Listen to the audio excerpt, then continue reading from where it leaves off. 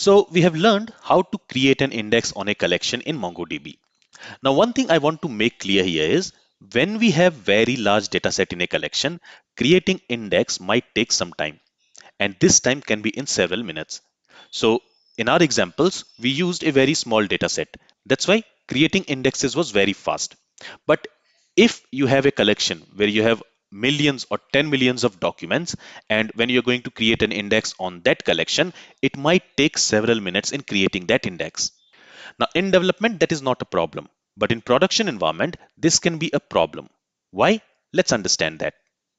So in MongoDB, we can create indexes in two ways. We can create it in foreground and we can create it in background.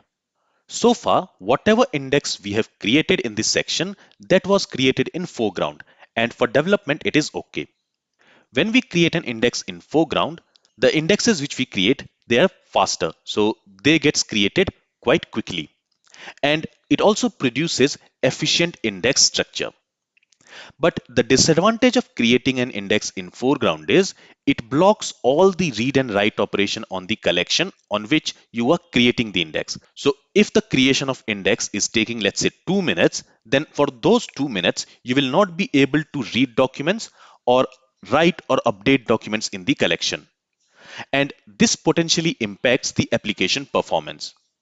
Also, this approach is not suitable for production environments with high write loads. But when we create an index in background, and that is also possible, you can create an index in background. And when we create an index in background, the advantage is it is non-blocking. That means the index will be creating in the background, but you can still read and write from the collection on which that index is being created. And this approach is ideal for production environment with high write loads. But the disadvantage is this approach will be a little bit slower. So creating the index in the foreground is faster than creating the index in the background. And this might produce slightly less efficient index structure compared to foreground.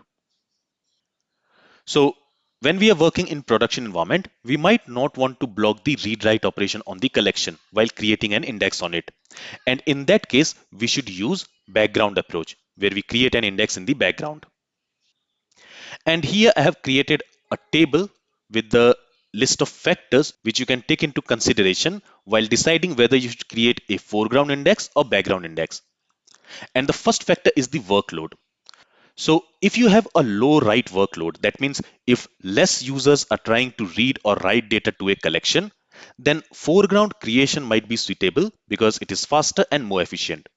But if you have high write workload, that means if multiple users are trying to create some documents in the collection on which you are creating the index, then background creation is the preferred choice to avoid disrupting ongoing operations.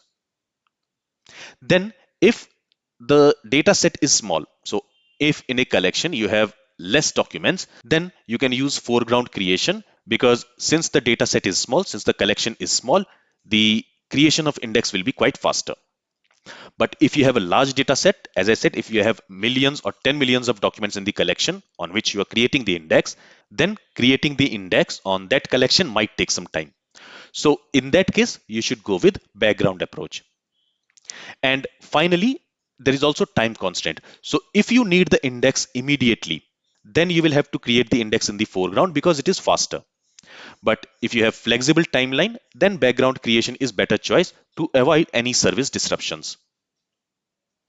So these are few factors which you can take into consideration when creating an index, whether you should create an index in the background or in the foreground.